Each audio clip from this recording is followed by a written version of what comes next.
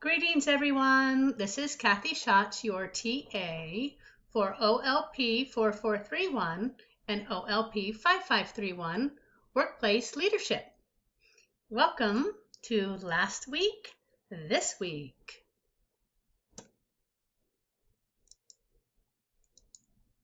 So last week was a pretty busy week, wasn't it? And your focus was on leadership theories. In fact, I kind of like to think you did all these leadership theories in just 1 week. It was kind of a self-contained week with that, and I like to sort of refer to it as a rocket ship week because rocket ships go really far, really fast, and that's what you did with your theories, exploring 10 of them. But in a rocket ship, when you look down, you kind of only have sort of the outline of things, and you can pick out the big landmarks, but not necessarily, the details around them. But you get a general idea of the landscape that as you zoom over. And then I'm sure many of you, hopefully, will want to take some time and sort of zoom in on a leadership theory that particularly resonated with you and spend a little more time with it. So you were very busy last week with some awesome videos and reading, and part of your reading last week included reading 2 articles from your class list of collected annotated bibliographies. And I hope that you are really excited about the resources that you're creating for yourselves and each other. It's pretty awesome. And not only are they a resource that you'll be drawing from this semester, but you'll also be able to take them with you beyond this class and this semester to use in your future professional endeavors and academic endeavors. So congratulations on building really powerful resources for yourselves. And then last week you also had the opportunity to provide positive feedback to at least one person in your team. Maybe you did more than one, and hopefully that felt affirming to give and receive that feedback. And then grad students submitted their leadership project proposals, and you had your discussion forums, and you shared and explained your preferred leadership theory. When I'm making this video, I haven't read your forums yet, but I am excited to and see what theories you connected with most and why. And then also thinking about the ways in which you're going to use it as you move forward and consider change. So while we're still talking about leadership theories, this is my last chance, I heard sort of an interesting anecdote about leadership one time, and it went something like this. Imagine a greenhouse, and in that greenhouse is might represent a typical organization, and imagine that the CEO might be the strongest and tallest and most charismatic plant, the brightest and most beautiful, shiniest plant in that greenhouse. And you could tell, hey, that must be the head honcho, the best plant over there. Look how big and tall it is. And then imagine a different organization and a different leader. And that leader imagined themselves more as the architect for the greenhouse, the one designing a greenhouse in which all of the plants inside could flourish and thrive. So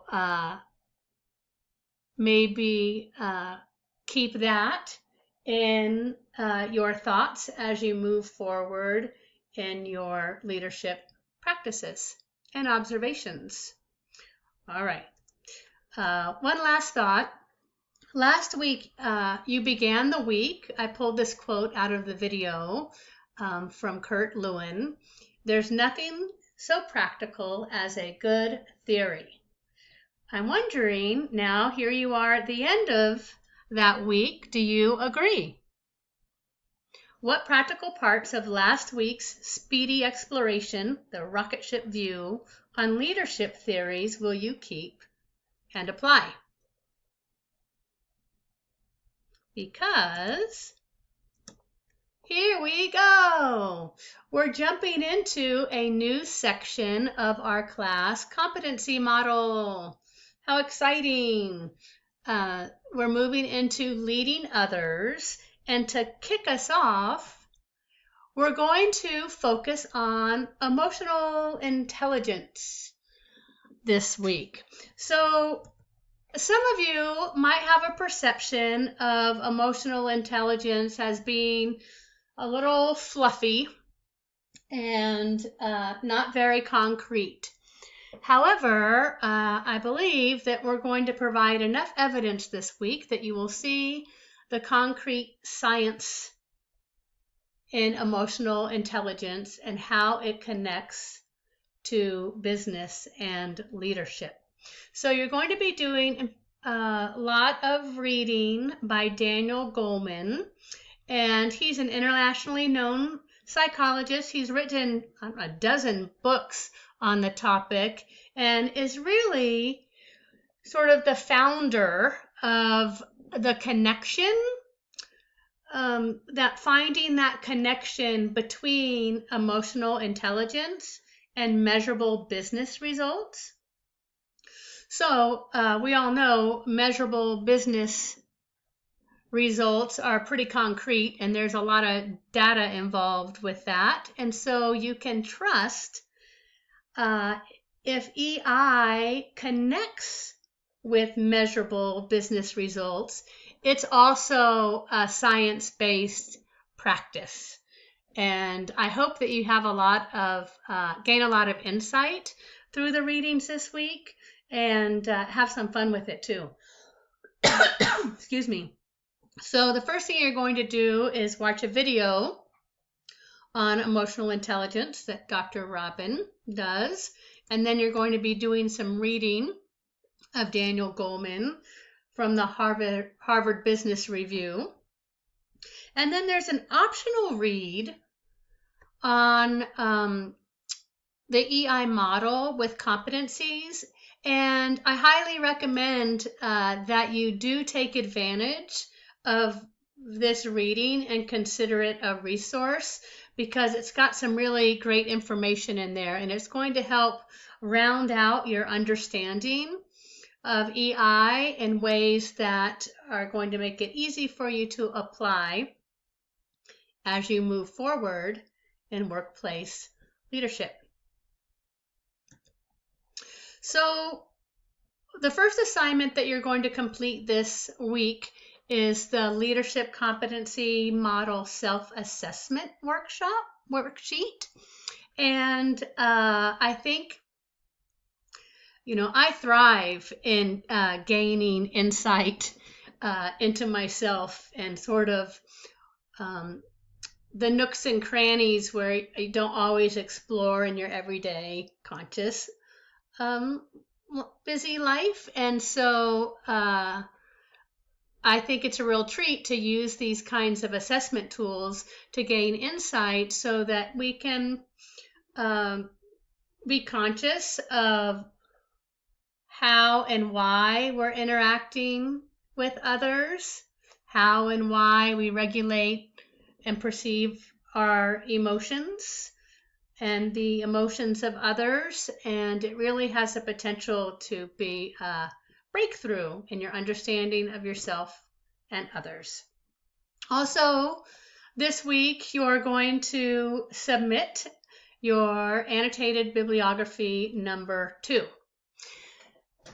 Now, I hope too. So remember how Dr. Robin recommends that you are using a Word document to write your bibliographies in, and then you cut and paste them, in sequence into your Google Doc. So I would recommend, yes, you should be adding this below on your Word document, number 2, right underneath under 1. Sometime in the course of adding this number 2, you'll probably want to go back to the grading comments that you got from Dr. Robin and make the adjustments that she recommended to your first submission, and also apply it to this week's submission. So you really want to make sure that you're incorporating those changes as you go along, so that at the end, after you've submitted 4, your document will be correct and complete, and all you have to do is just turn it in.